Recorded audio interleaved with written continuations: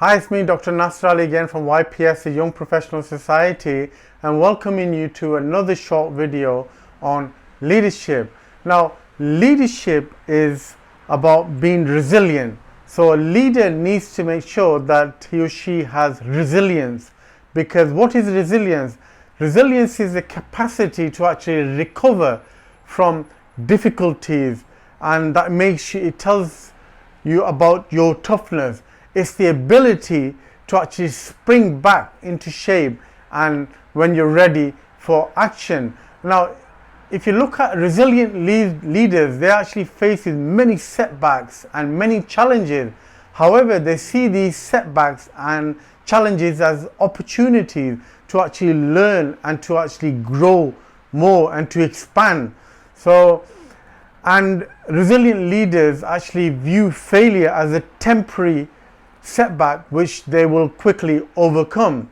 So it's very, very important that a leader needs to have resilience.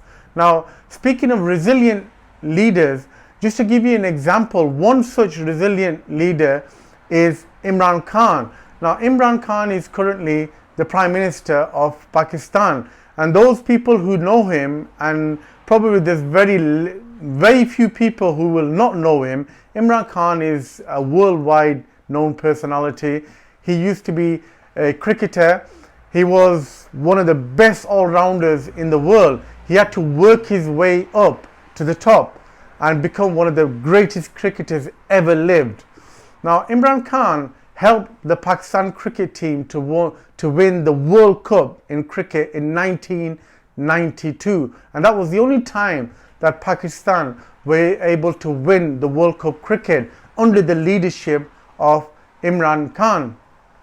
Now, after retiring from cricket, he did a number of outstanding projects in Pakistan. Firstly, he built the first free cancer hospital ever in Pakistan, Shaukat Khanum Memorial Hospital in Lahore.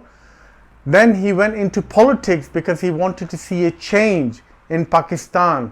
So he formed his political party, Tehreek-e-Insaf, which is the Justice Party. So he was new into politics. He started from scratch and he worked his way up. Now, in the first general election that his party contested, unfortunately, his party did not even win a single seat. Now, that was a big setback for Imran Khan, who had formed his political party, who was well known all around the world. People liked him, they trusted him, but unfortunately, the Pakistani public did not vote for him. They did not have trust in him. So he continued he did not give up there after having a very disastrous general election. He continued to work on the politics. He tried to improve himself, to engage himself more with the public, and to continue with his charity work. Then came the second general election, and during the second general election, he actually won only one seat, and that was his own seat.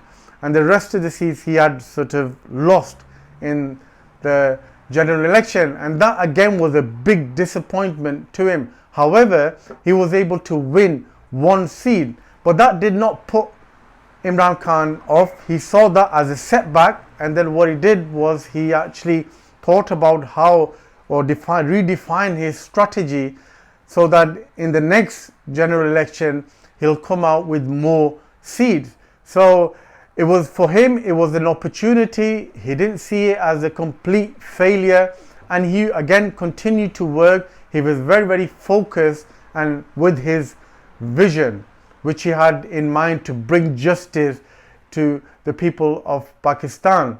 So then the next general election, when it was time for the next general election, he had a lot more electable people who had followings, who had vote banks, and in that particular general election he was able to win the general election in majority. So his political party, since it was formed in the first general election, had 0 seats. In the second general election it had 1 seat, and in the third election they were actually able to win the general election. Now that is an example of a resilient leader, somebody who was not put off. It took him 22 years to actually become the Prime Minister of Pakistan. Now you got to remember that Imran Khan was not a political person. He was a sportsman, he was a cricketer.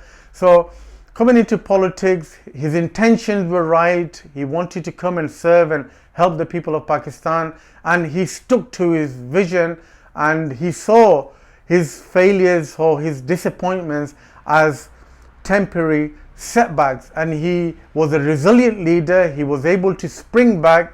He had to rethink and reformulate and redefine his strategy, and at the end he was able to succeed. So Imran Khan is an example of a resilient leader. You know, it took him, as I said, 22 years, but he got there at the end where he wanted to. So being resilient actually pays off, and it's very, very important that for a leader to be resilient. And if you want to build up your resilience, then it's important that you focus on that, you work on your resilience, so that it will help you to become successful in your style of leadership.